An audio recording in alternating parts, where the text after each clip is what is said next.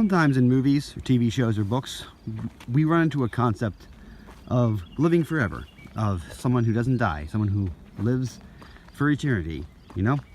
Now, this usually comes in the context of a horror story or a science fiction story, and it's always very disturbing.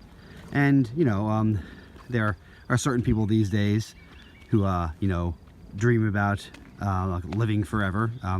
People in the transhumanist movement, for example, and they act as if it's like a beautiful and wonderful thing. And I've always thought, ugh, that's a scary thought. I would hate to, for me personally, the idea of living forever has always kind of like, it's kind of creepy. It's kind of scary. I would, if I had a choice, I would not choose to live forever. Put it that way. But it's worth wondering why, because, well, for starters, no one likes to die, so why would living forever freak us out, and freak me out? And also, for, this is a question for Christians specifically. If you're a Christian, you think the normal interpretation of heaven is a place that you never die, you live forever, death is no longer there. And, well, if living forever is just, if that's scary, then why would we picture heaven that way? And what does that mean? And these are good questions, although they are very simple questions. And every good Christian who wants to think about this has to wrestle with this and understand what it really means. So, what does it mean to live forever in heaven? And also, before we answer that question, why are we so scared of living forever? What is the problem we see? Well, I can think of two things off the bat. One of them is we get bored. Now that's a really interesting question, because what does being bored mean? Like why do we find things boring? I'll give you an example. Every year, it's spring right now where I live, and every year spring happens, and outside of my window there is a dogwood tree that sprouts these beautiful pink flowers and scatters them all over my lawn. And I never get bored of watching it do this. I keep a garden every year, and I never get bored of planting seeds and watching them grow. It's always fascinating to me. Why don't I get bored of it? I think it's just because they're beautiful. Also, I think I'm getting older, and I can see how beautiful they are. I can perceive how beautiful that little plant there, that's just an ordinary plant out here in the wild. Doesn't anything special about it, but it's just beautiful, and I'm not bored by that, and I don't think I ever would be.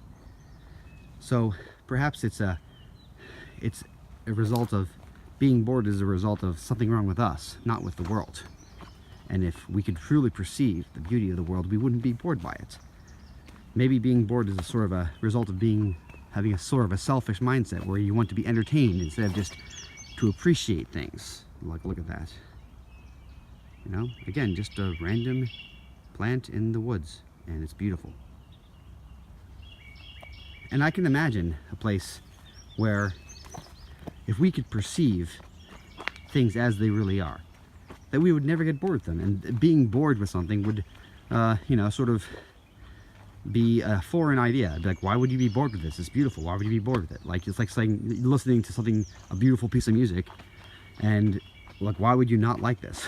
If we could imagine that we could really perceive everything, and we were in the right frame of mind always to appreciate it. Well, maybe we would never get tired of it, even after 100 years. Yeah, this is still awesome, Another thing that scares us about living forever, of course, is that no one else lives forever. We'd see our families and friends die. Look at that, a snake just walked by. We'd see our family and friends,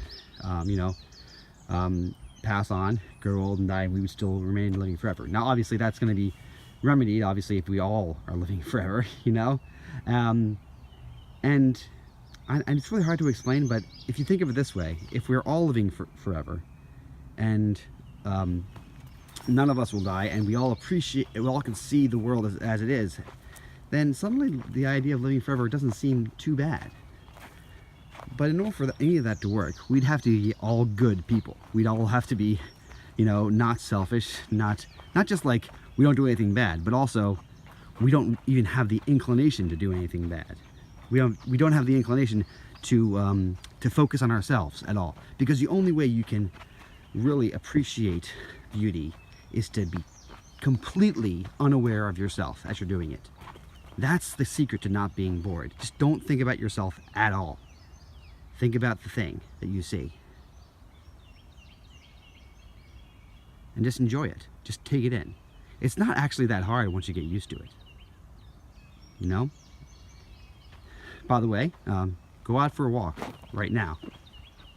Go out and see the world. If you are bored all the time, just go out to the world, see nature, and just forget everything else.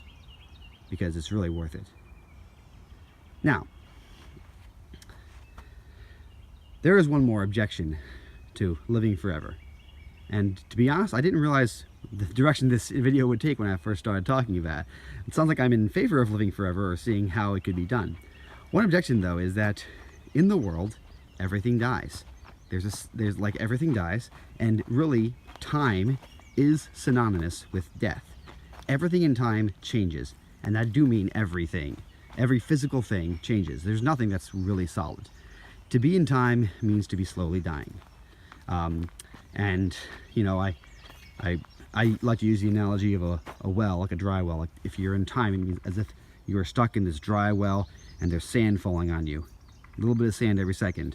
And eventually, the sand goes up to your head and it covers you, and that's it, you're dead.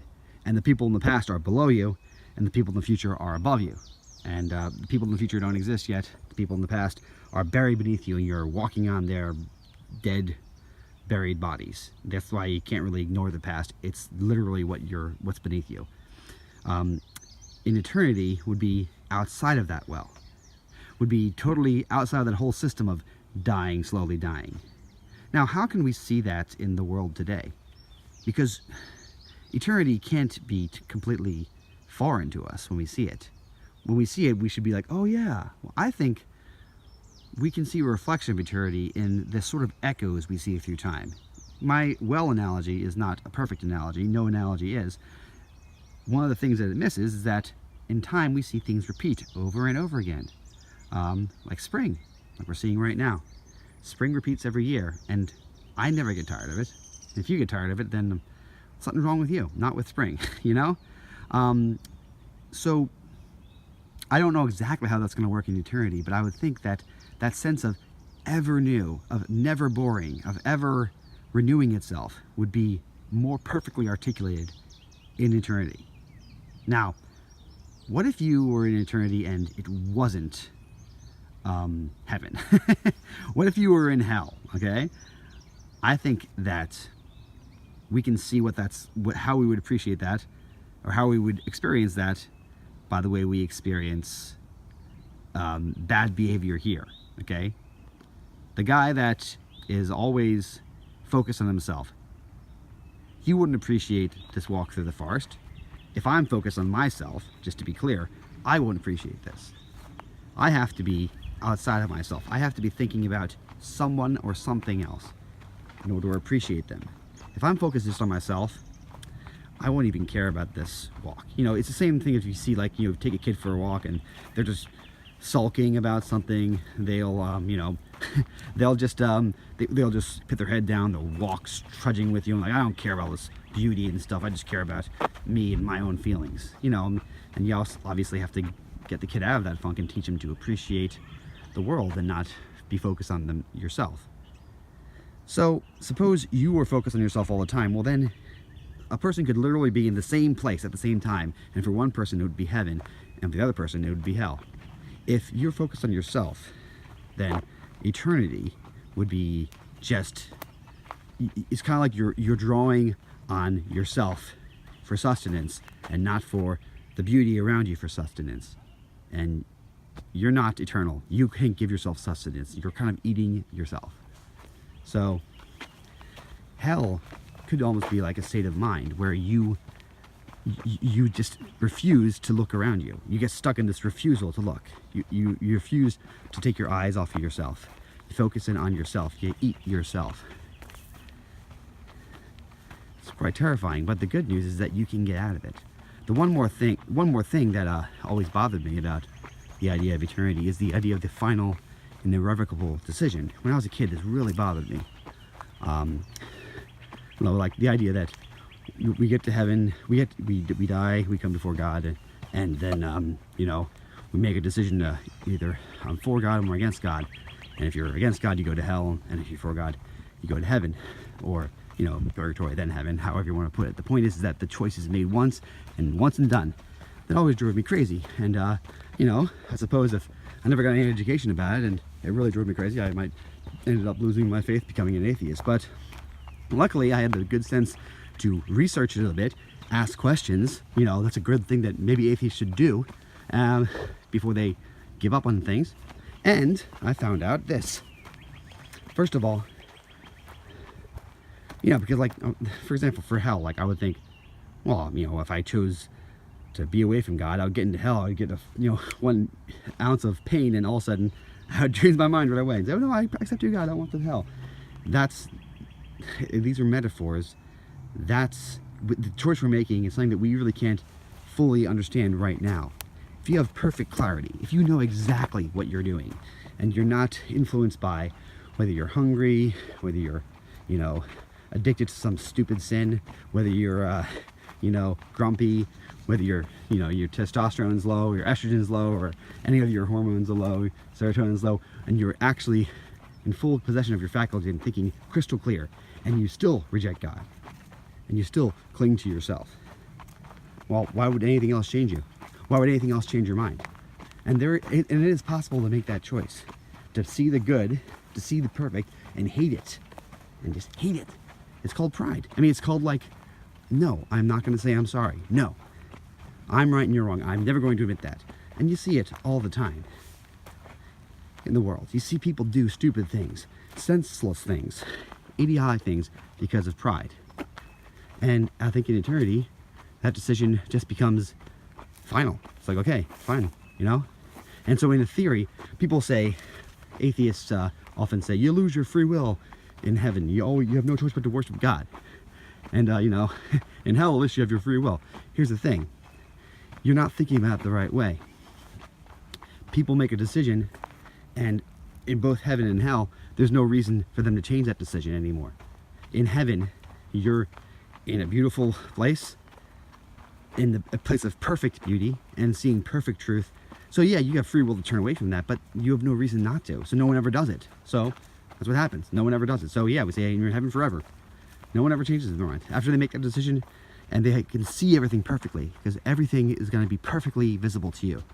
And in hell, you make a decision, you see the same thing. You don't have any excuses or any reason to not believe this thing, and you still choose to look away.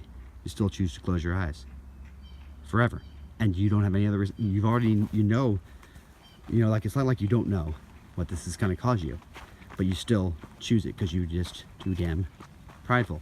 And then you can go to hell. Then you can choose hell. Famous apologetic statement was that the gates of hell are locked from the inside. Okay, people in hell are choosing to be there forever. And why would anyone choose hell? Well, why does anyone choose to never say they're sorry, even though they're clearly wrong?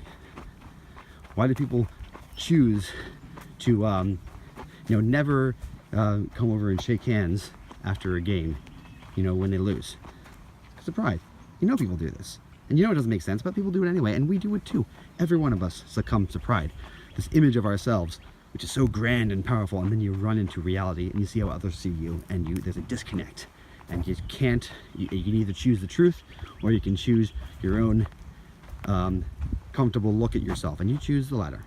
That's what pride is. So, a little bit of a rambling video, but I hope that hit some points that might help you. This was all sparked by this atheist video I saw with these questions, and some of these questions are so, like, they're asked by young men, and it's really the saddest thing I can see is when some old men or old women ask these questions. It's like, I figured this stuff out when I was a teenager, or I was a young man. You just gotta think about it, you just gotta research, and you just gotta, like, it's just so sad to put away these childish questions. Here's the answer. Try to accept it. A lot of pride. If you like this video, please subscribe to my channel.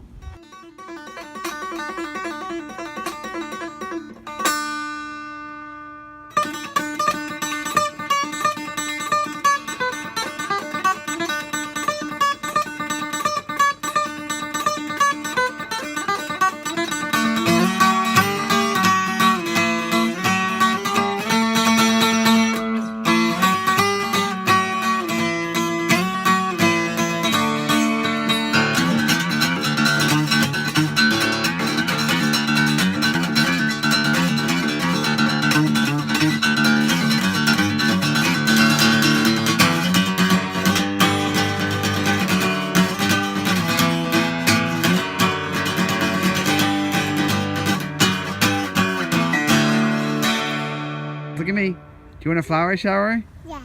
Okay. Flower shower! Woo!